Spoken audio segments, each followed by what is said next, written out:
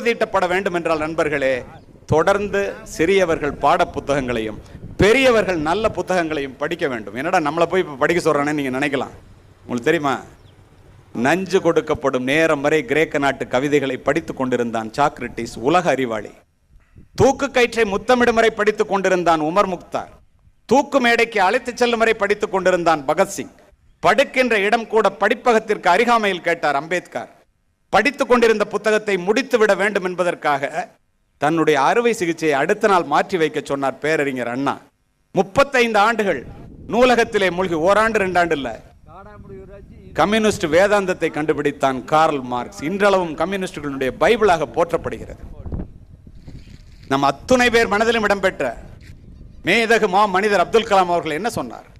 படித்தால் மட்டுமே இந்த பாரதத்தால் பாரினை ஆள முடியும் என்று படித்து படித்து உங்களிடம் சொல்லி இறந்தே போனார்.